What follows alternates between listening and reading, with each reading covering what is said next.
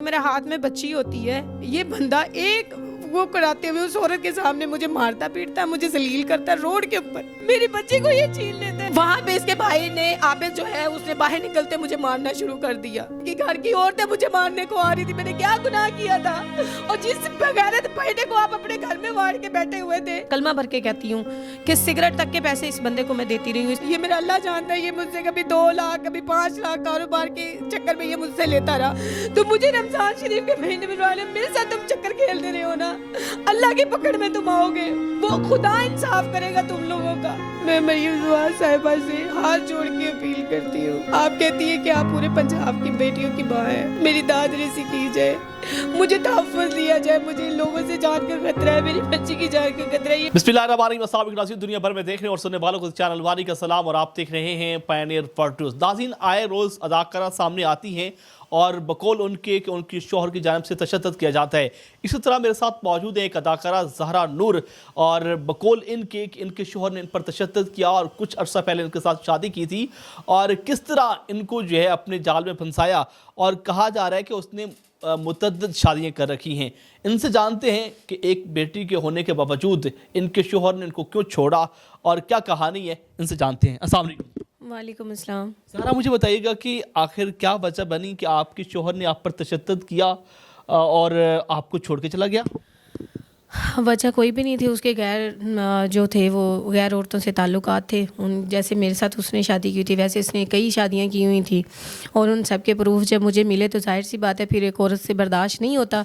इस तरह उन पे मेरे तनाज़ा हुआ, तनाज़ा होते होते इतना बढ़ गया कि ये मेरी बच्ची को ले गया। मेरी बच्ची को ले जाके फिर इसने जो है ना अपने घर में अपनी जो पहली बीवी है उसके पास रखा, अपने बहन भाइयों के पास रखा। तो ये यहाँ से कहानी स्टार्ट होती है। शादी आपकी कब और कैसे मुमकिन हुई? जी, मेरी शादी 2021 में, मैं जब शोबिस में इन थी तो उस टाइम पे कोविड का भी थोड़ा यानी कि आया हुआ था। तो वहाँ पे मेरे जो है ना, क्योंकि काम सारे स्टक हो गए थे, लोग घरों में महदूद होकर रह गए थे, तब उस दौरान में सब लोग फारिग थे और मैंने अपना टिकटॉक ग्रुप बनाया हुआ था, उसमें ये बंदा ऐड हुआ था। और उसके दौरान फिर हमारा जो है ना आहिस्ता आहिस्ता बातचीत होती रही। इसने मुझे प्रपोज़ किया, फिर उसके बाद मैंने इसे कुछ शर्त शराहत रखी जो कि इसने उस पर उनको कबूल भी किया और माना भी। और इसने बताया कि मेरे आगे पीछे कोई नहीं है, मैंने बीवी को तलाक दी हुई है, मेरी एक बच्ची है, तो अब मैं अकेला हूँ, तो मुझे मतलब एक ऐसी औरत की, खातून की ज़रूरत है जो ब्रॉड माइंड हो, समझदार हो, जो कि यानी कि लोगों को फेस करती हो, मतलब इस तरह की मुझे चाहिए।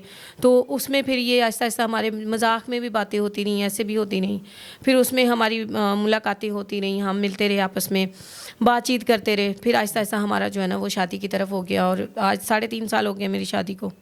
आपकी बात एक बंदे के साथ टिकटॉक पे होती है और उसके साथ आप शादी कर लेती हैं, मतलब है कोई जान पहचान कुछ भी नहीं? नहीं, जान पहचान तो मेरी कोई नहीं होती, जाहिर सी बात है। सारी आजकल आपको पता है कि अरेंज मैरिज जो है ना वो कम ही होती हैं, ज़्यादा लव मैरिज ही होती हैं। एक तो ये था कि मेरे ऊपर कोई बड़ा नहीं था जो कि अरेंज मैरिज वाला। मेरे वालिद साहब की डेथ हो गई है, 10 साल हो गए हैं, और मैं अकेली ही लाहौर में रहती थी। मेरा कोई बहन भाई वगैरह या माँ बाप वगैरह साथ नहीं थे, तो उसकी वजह से भी मेरा थोड़ा मतलब अपना ही था कि मेरी शादी का फ़ैसला मैंने खुद ही करना था, खुद ही शादी करनी थी, इसमें कोई मेरी किसी ने करवानी नहीं थी। मेरा इस वजह से जो है ना मैंने अपना जीवन साथी खुद ही तलाश करना था और मैंने इनको किया। आप मुझे बताएं कि आपने टिकटॉक पर बात शुरू की और उसके बाद आपने शादी कर ली। शादी का जो पैगाम है उसकी तरफ से आया या आपकी तरफ से किया? ज़ाहिर है शादी का पैगाम इनकी तरफ से आया था, बल्कि इन्होंने भरपूर कोशिश की इत्मीनान दिलाने के लिए कि ये बिल्कुल अकेले हैं और इनके आगे पीछे कोई नहीं। इसके लिए स्टिल ये मेरी नज़रों के सामने रहते थे, तकरीबन कोई 4 साल तक ये ऐसे ही चलते रहे हैं। लेकिन अब आके इनका पता चला कि इनकी असलियत तो हकीकत में थी क्या। बात ये होती है कि मेरी जब शादी होती, शादी के बाद फ़ौरन में अल्लाह ताला मुझे औलाद से नवाजता है, मुझे अल्लाह ताला बेटी देता है। इस टाइम बेटी की एज 2.5 साल है, और इस पीरियड में मैंने क्या क्या फ़ेस किया ये मैं जानती हूँ, ये मेरा अल्लाह जानता है। क्या फेस किया, ज़रा बताएं। मैं ऐसा हुआ है कि जब मैंने इससे शादी की तो मुझे 7th मंथ की प्रेग्नेंट थी, और मुझे पता चलता कि इसने एक कराची की औरत से शादी की हुई है, और वो प्रूफ के तौर पे इसकी मुझे वॉइसें वगैरह सेंड करती है और इसकी बरहाना पिक्चर्स मुझे सेंड करती है कि ये देखें ये मेरा शौहर है, मेरे साथ ऑनलाइन निकाह हुआ है, और मैं कराची से बिलोंग करती हूँ, और 2 साल 3 साल हो गए हमारे साथ मेरा ताल्लुक़ था। अब ये मुझे टाइम नहीं देता, मुझसे बात नहीं करता। मैंने कहा देखें इसने तो मेरे से शादी की हुई है, और मैं भी 7th मंथ की प्रेग्नेंट हूँ। तो आपने मुझे ये चीज़ अगर आपको पता था तो आपने मुझे पहले क्यों नहीं बताई। वो कहती इसने मुझे ब्लैकमेल किया था कि अगर तुम बताओगी तुम ये ऐसे कर देगी वैसे कर देगी, आपकी वजह से इसने बहुत ज़्यादा मतलब मेरे ऊपर ना प्रेशराइज मुझे किया हुआ था, इसकी वजह से मैंने नहीं बताया। लेकिन अब मैं मजबूर हो गई हूँ और ये मुझसे बात नहीं करता, तो इसलिए मैं आपको बता रही हूँ कि ये मेरा शौहर है और ये इसका प्रूफ है। ये कहीं बाहर होते हैं आउट ऑफ सिटी, तो मैं इनको फ़ोन करके बुलाती हूँ, रोती। जाहिर सी बात है मेरी उस टाइम कंडीशन बहुत ज़्यादा ख़राब होती है और मैं इस हालत में होती हूँ कि डॉक्टर्स कहते हैं कि आप टेंशन ना लो। तो उस हालत में मैं बेहोश हो जाती हूँ, हॉस्पिटल एडमिट होती हूँ। तो मेरी जो बहन है वो इनको फ़ोन करती है, कहती है कि आप आमिर भाई बाजी की तबीयत बड़ी ख़राब है, आप आ जाएं। जब ये आता है तो मैं उसको कहती हूँ ये क्या माजरा है, ये तुम्हारी वाइसें मौजूद हैं, ये सारी चीज़ें हैं, ये क्या चीज़ है। तो इसने कहा कि आपकी शादी से पहले ये मेरा पास्ट है, मेरी ये औरत मुझे ब्लैकमेल कर रही है और मेरी इसके साथ थी बात, लेकिन मैंने इसको वो मतलब कहानी एक बना के ना पेश करता है। तो उस पे कहता है कि अगर आप कहती हो तो मैं इसे वो मैंने कहा वो तो कहती है अभी भी तुम उसके शौहर हो, तो फिर वो ये चाह रही है कि अगर तुम तस्लीम नहीं करते उसे डिवोर्स दे दो। तो ये फिर क्या करता है, फ़ोन पकड़ता है तो उसको कहता है ठीक है मैंने तुम्हें, मेरी शादी तो नहीं थी तुम्हारे साथ लेकिन मैं तुम्हें डिवोर्स दे रहा हूँ।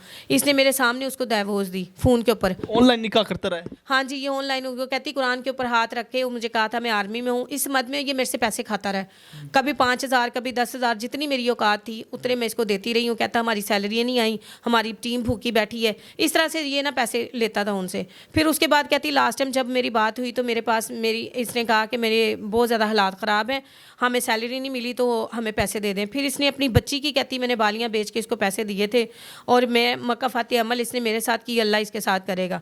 खैर उसके बाद मैंने कहा देखिए मैं भी एक माँ हूँ, जाहिर सी बात है मैं माँ बनने वाली हूँ, मेरी इस तरह कंडीशन है, आप मुझे ये सबब बता रही हैं, काश आपने मुझे पहले ये मेरे साथ चीज़ें शेयर की थी तो मेरी ज़िंदगी तबाह ना होती। आप अब मेरे साथ शेयर कर रही हैं तो मैं अब कुछ नहीं कर सकती। फिर उसके बाद ना ये माफ़ी तलाफ़ी कर लेता, पाँव पकड़ता है, रोता पीटता है कि मुझे माफ़ कर दो, मेरी गलती है, मेरी पास था इसमें, मेरा अब आगे मैं नहीं ऐसा हूँ। तो मैं इस पर बिलीव कर लेती हूँ, मैं रियली इस पर ब्लाइंड बिलीव करती हूँ। अच्छा ज़रा मुझे बताइएगा कि एक ऐसा शख्स जो अनजान है, जिसको आप जानती भी नहीं है, उसके साथ आप शादी कर रही हैं, तो कोई उस वक्त कोई डिमांड वगैरह रखी थी, कोई निकाह नामे में कुछ चीज़ें लिखवाई थी? जी बिल्कुल, मेरे पास निकाहनामा मौजूद है, ये आप देख सकते हैं। इसमें जो शराइत है, इसने मुझे 5 मरले का मकान लिख के दिया हुआ था, 5 तोले ज़ेवर लिख के दिया और 5 लाख रुपए हक में लिख के दिया था और 50,000 मेरा जेब खर्च था जो इस बंदे ने मुझे लिख के दिया हुआ था। और इन शराइत के ऊपर जो है ना मेरी इससे शादी हुई थी। लेकिन हुआ कुछ यूँ कि इसने तो मुझे नहीं दिया, लेकिन मैंने ही इसको, मुझे ही ये सब देना पड़ा। जो एक मर्द की जिम्मेदारी होती है वो एक औरत होकर मैंने पूरी की। क्या दिया उसको? मैंने जब से मेरी शादी हुई है तब इस बंदे के पास एक पैसे की भी जॉब नहीं थी, ना ये एक पैसे का कोई काम करता था, ना ये कोई मेहनत मजदूरी करता था। इसने मुझे कहा कि मेरा कारोबार जो है ना वो ठप हो गया है, मेरे पास कोई मतलब वसाइल नहीं है कमाने के, तो आप मेरी वाइफ हो, मेरा साथ दो। मैं उसके लिए इसको मतलब जितने भी इसके मामला थे, अखराजात, इवन के स्मोकिंग तक का ख़र्चा भी मैं इस बंदे को देती थी। सिगरेट तक के पैसे आप देती थी? जी, सिगरेट तक के पैसे। ये बंदा मेरा अल्लाह जानता है, रमज़ान शरीफ का महीना, ला इलाहा इल्लल्लाह मुहम्मद रसूलुल्लाह, मैं कलमा भर के कहती हूँ कि सिगरेट तक के पैसे इस बंदे को मैं देती रही हूँ। इसके कपड़े, जूती, हर चीज़ का ख़र्चा मैंने इस बंदे का उठाया हुआ था। लेकिन फिर भी इस बंदे में वफ़ा नहीं थी। ये बेवफा किस्म का, एक सांप किस्म का ये बंदा था जो मेरे साथ रहकर, मेरे पास रहकर मेरी ही पीठ पीछे छुरे घोंप रहा था और दूसरी औरतों के साथ ताल्लुकात बना रहा था। ये इंसान नहीं है, ये ईमान है। जब मैं फैसलाबाद पहुंचती हूँ, मेरे हाथ में बच्ची होती है, ये बंदा एक वो कराते हुए उस औरत के सामने मुझे मारता पीटता है, मुझे जलील करता है, रोड के ऊपर मारता है। रोड के ऊपर मुझे ये मारता है, मेरी बच्ची को ये छीन लेता है। मेरी बच्ची होते से मैं देख कर इसको मैं वापस आ जाती हूँ फैसलाबाद से। मेरी मासूम बच्ची होती है, उस टाइम दूध पी रही होती है। ये 7-8 महीने पहले का वाक़या है। मैं इसे बच्ची देती हूँ, मैं वापस आ जाती हूँ इसके भाई को लेकर। फिर मैं आके इसको फिर ये आता है अपनी बच्ची को लेकर उस औरत के साथ, ये बहरिया टाउन में एक फ्लैट लेते हैं, वहाँ पे ये रहते हैं। फिर उसके बाद मुझसे रब्ता करते, मैं अपनी बच्ची के बगैर नहीं रह सकती, प्लीज़ मुझे मेरी औलाद दे दो। मैं फिर बच्ची के लिए चुप करके जाती हूँ, इससे अपनी औलाद लेकर आती हूँ, अपनी बेटी को। बच्ची के लिए लोगों को इस्तेमाल कर रहा होता है, उसको कहता है मेरी बच्ची तुम यूके में ले जाओ और मैं सब बाद में मैं भी आ जाऊंगा। ये कैसा बाप था? ये इतना फ्रॉडिया किस्म का इंसान है, इतना यानी कि दरिंदा इंसान है कि इसको अपनी 21 मासूम बच्ची पे भी रहम नहीं आया, जो इससे इतनी मानूस थी, इससे इतना प्यार करती थी, वो बाप के बगैर नहीं रहती थी। कम से कम मुझे ना देखते, मैं गलत थी, अगर मेरे मुझ में बुराइयां थी, मैंने गलती कर ली थी इसके साथ शादी करने की, लेकिन वो तो खून इसका अपना था ना। इसने मेरे साथ इन्होंने कुछ नहीं किया, इन्होंने उस बच्ची की जिंदगी के साथ खेला है। उस बच्ची को मैं यही बर्दाश्त करती रही कि नहीं, मेरी बच्ची का बाप है। अगर मैं आज इतने सेक्रीफाई अपनी लाइफ के साथ कर रही हूँ, कमा करा रही हूँ, अल्लाह मुझे दे रहा है। उसे एहसास नहीं हुआ कि एक मासूम बेटी, प्यारी सी बेटी देखकर इंसान जो है वो तड़प जाता है?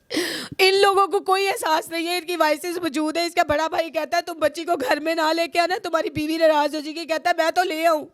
शगुफ्ता फिर नाराज होके चली जाएगी। देखिए ये उस घर का खून नहीं है, ये बच्ची उस घर की हकदार नहीं थी।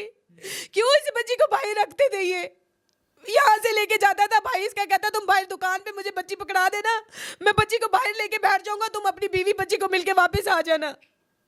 ये कैसे लोग हैं? ये कैसे इंसान? इनमें इंसानियत मर गई है। लोग शादियां करते हैं ना, जब मैं इसको कमा के खिला रही थी तो इनका हक बनता था ना, इनके घर वालों का। अच्छा मुझे बताइएगा, जब आपने शादी की उसके साथ तो आपने फिर फिल्म इंडस्ट्री, ड्रामा इंडस्ट्री छोड़ दी थी? मैं जब इस बंदे के साथ शादी करती हूँ, मेरा कैरियर तबाह करती हूँ एक किस्म का, मैं अपनी लाइफ तबाह करती हूँ। मैं सब कुछ छोड़ के अपने बच्ची के ऊपर, अपने घर के ऊपर तवज्जो देती हूँ, सिर्फ इसलिए कि नहीं यार मेरा घर बच जाए, मेरे बच्चे के सर के ऊपर बाप का साया सलामत रहे। मुझे तो और भी मिल जाएंगे अगर मैं अकेली होती तो। औरत को कमी नहीं होती, अगर मर्द को नहीं होती ना तो औरत को भी कमी नहीं होती। मुझे तो मिल जाता, लेकिन मेरी बच्ची को बाप नहीं मिलता। बस उसी की वजह से मैं इतने सारे अजाब झेलती हूँ। इसकी मार पिटाई, अफेयर, शादियाँ, मैंने सब कुछ बर्दाश्त किया सिर्फ औलाद के लिए। आपके सर्किट कैसा चल रहा था? जिस तरह आप बता रही हैं कि वो तो कोई काम भी नहीं करता था, फिर आप कैसे कमा रहे थे? मेरे पास जो भी जमा पूंजी जिस बंदे पे मैंने लगाई है, ये मेरा अल्लाह जानता है, ये मुझसे कभी 2 लाख कभी 5 लाख कारोबार के चक्कर में ये मुझसे लेता रहा।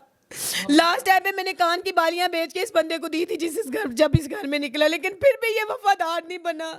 ये वो इंसान है, अगर सुन रहा है तो मुझे रमजान शरीफ के महीने में मेरे साथ तुम चक्कर खेलते रहे हो ना, अल्लाह की पकड़ में तुम आओगे, वो खुदा इंसाफ करेगा तुम लोगों का। जरा मुझे बताइएगा कि शोहर तो एक मजाजी खुदा होता है और मजाजी खुदा ही आप पर तशद्दुद करता रहा? तशद्दुद तो अलग चीज़ है। इन्होंने तो वो इंतहा की है जुल्म की कि अपने ही भाइयों के साथ मिलकर मुझे मार डालने की प्लानिंग कर रहे थे।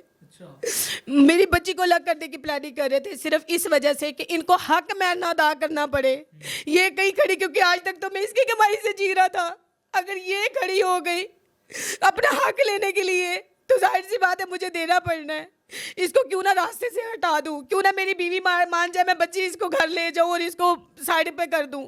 ये सारे सबूत मेरे पास मौजूद हैं, सारी वाइसेस मेरे पास मौजूद है इनकी, जो अपने बहन भाइयों के साथ मिलकर प्लानिंग कर रहा है। बताइएगा कि आपके पास तमाम तर प्रूफ भी मौजूद है, आपके पास निकाहनामा है जिसमें बाकायदा लिखा गया है कि 5 लाख और दीगर जो मकान की बात हुई, तो आपने कानून का दरवाज़ा नहीं खटकाया?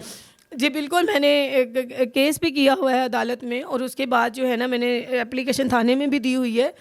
मैं मरियम जवाद साहिबा से हाथ जोड़ के अपील करती हूँ। आप कहती है कि आप पूरे पंजाब की बेटियों की माँ हैं, आप मेरी भी माँ हैं, प्लीज़ मेरी दाद रसी की जाए, मुझे तहफ़्फ़ुज़ लिया जाए। मुझे इन लोगों से जान का खतरा है, मेरी बच्ची की जान का खतरा है। ये कुछ भी कर सकते हैं, ये मुझे मार डालेंगे। मुझे हक दिलाया जाए, मुझे इंसाफ दिलाया जाए इन लोगों से। मेरी फरियाद सुनी जाए, मुझे और मेरी बच्ची को हक लेके दिया जाए।